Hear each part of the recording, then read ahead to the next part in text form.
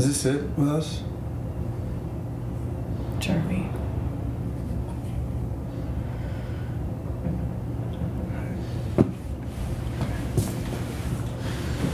I should go. Yeah.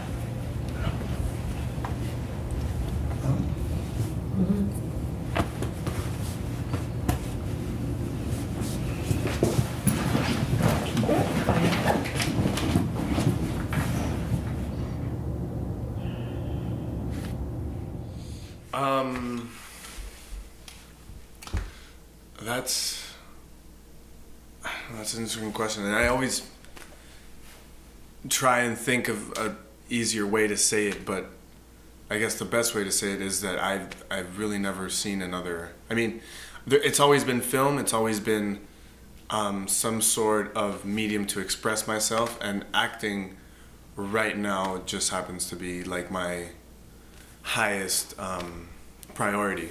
But I also want to get into directing, of course, and other types of filmmaking.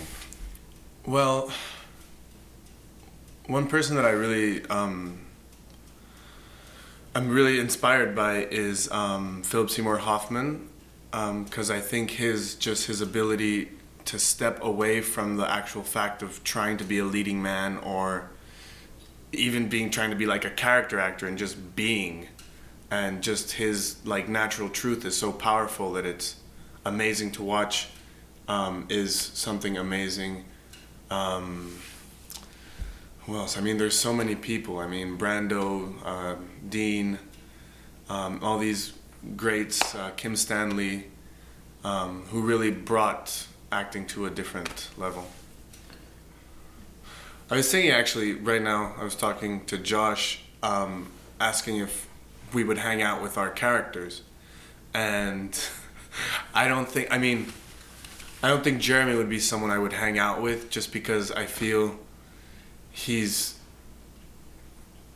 a little bit of a he doesn't know much, and he's very like sort of ditzy, I guess, but in a very like standard just way that you grow up in the US of having like this just path of life that you're supposed to follow, and you don't really like go out of it or anything. And I thought it was cool to explore Jeremy in that sense, that of someone not growing up in the US and actually trying to like see that like standard American living that I think is representative of Jeremy. It's interesting because I think we all have these people in our lives who are like our Frankie, you know? That whenever we break up with someone or we fuck up in some way, we go back to them, and even the more we fuck up and the worse we do in our relationships, they're still there.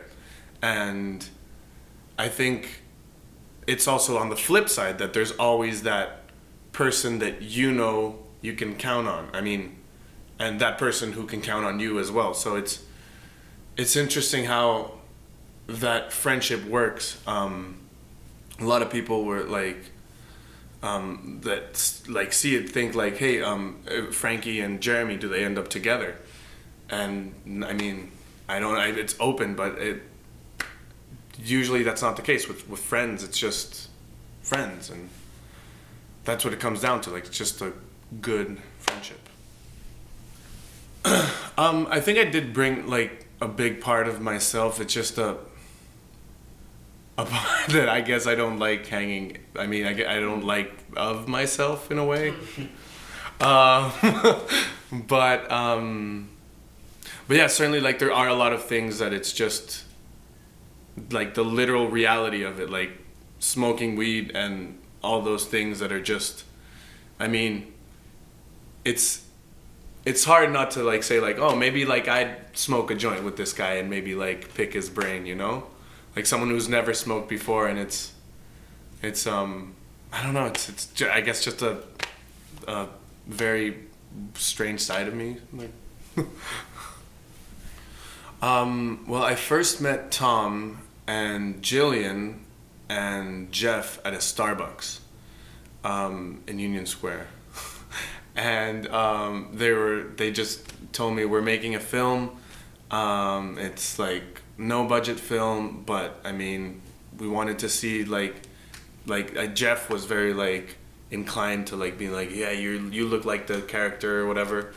And then Tom was like, yeah, I write really fast, and like and Jillian was like, yeah, we did like he did another movie, and we did another movie in like in the last like year, and I'm like, whoa, like I didn't know all this shit happened so fast. So it was definitely an experience to like sort of dive into their world, dive into the like bootleg world and Jeffrey Nesker's world also, and sort of just making movies for the love of making movies, and just everyone being so involved and so dedicated to the project that it's really a really fun ride.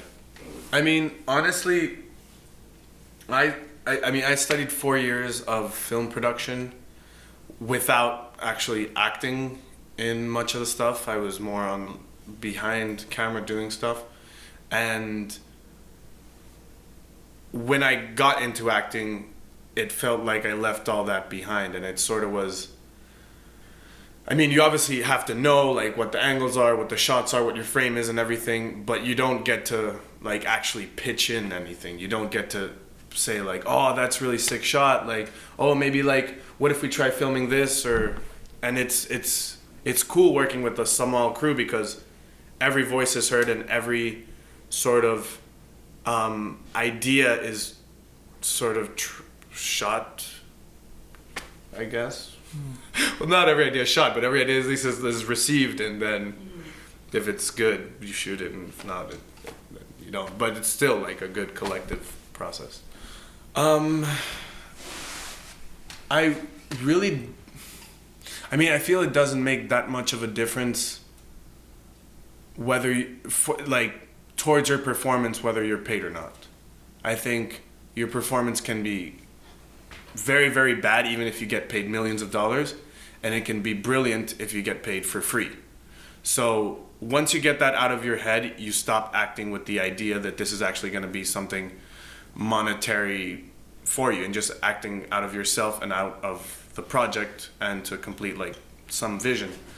And I mean, certainly like projects that are paid, like it's nice to get money, and but you just spend it, and then you're back to the same spot. So you've got to like keep making stuff. So whether it's paid or not for me is not really that significant. I mean, you obviously have to live, but I don't think it really affects the performance that much.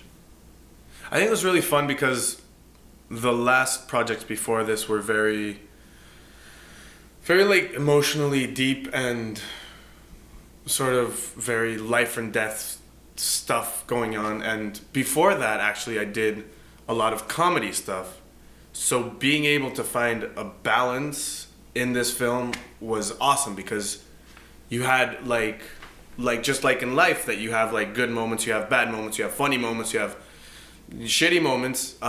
This was sort of what the whole script together showed, which I think shows a very realistic way of how a lot of us live.